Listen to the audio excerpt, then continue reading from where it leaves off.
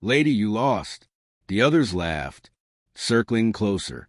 Their leather jackets caught the dying sunlight, their boots grinding gravel into dust. And in the center of it all stood a woman in a faded gray sweater holding a single grocery bag as if she had wandered into the wrong story. But she hadn't. They just didn't know who she was. Her face was calm, too calm, and in the eyes of the 5 men closing in, that calm looked like weakness. They were about to learn it was something else entirely. Her name was Maria Kane. To most who saw her, she was just another quiet woman from the outskirts town.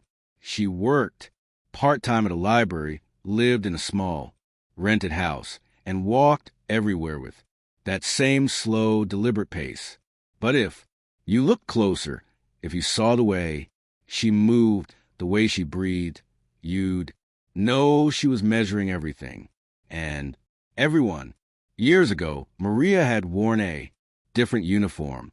Not soft cotton, but heavy fabric reinforced for combat. Not carrying bread and apples, but carrying the lives of her unit in her hands. She had served 12 years as a close quarters combat instructor for the military, the kind of training where mistakes didn't just hurt, they ended people. Her exit from service wasn't dramatic. No medals on a stage, no speeches, just a quiet, plain ride home after a final mission. That cost her more than she could say. The night she returned, she walked into her mother's empty house, smelled the faint perfume on an old coat by the door, and realized she had missed her mother's final days while keeping strangers alive. That scent never left her memory. Maria learned that sometimes silence was the loudest choice you could make, and so she kept her skills locked away like a weapon she never wanted to use again.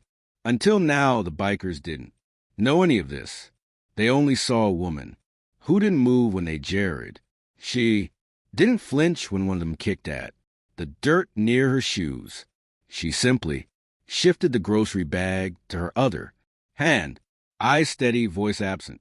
That a few onlookers from the diner patio watched, none spoke.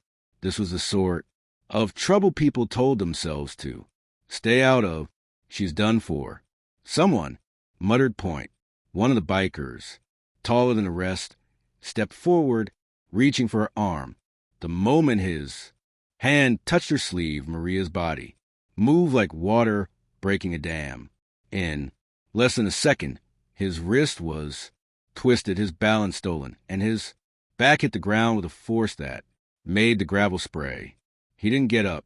The others froze for a beat, then rushed. Her. A tee was over before the dust settled. A sidestep, a precise strike. To the sternum, a sweep that took 2 men down at once. One tried to grab her from behind, only to find himself sailing forward into the dirt, gasping for air. Each move was fluid, unhurried, and devastatingly precise. 5 bikers had surrounded a simple woman. Now 5 bikers were groaning on the ground, their arrogance scattered with them. Maria didn't speak. She only picked up the grocery bag she'd set down, brushed a speck of dust from her sweater, and began to walk away. But before she crossed the street, she paused just long, enough to glance at the crowd that had watched in silence. One old man near the diner stood.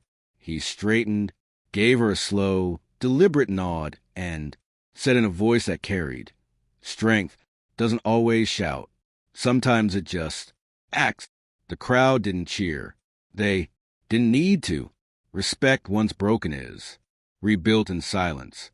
Maria disappeared down the street, her steps steady, her face unreadable. The bikers would heal. The story, though, it spread far beyond this small town. And somewhere in a quiet kitchen that night, Maria placed her groceries down and stared at her reflection in the window. She hadn't wanted to fight, but sometimes dignity left you No choice because some battles choose you. The strongest person in the room, she thought, is usually the one who doesn't want to be here at all. If this story moved you, share it with someone who needs to be reminded that real strength is quiet, but never weak.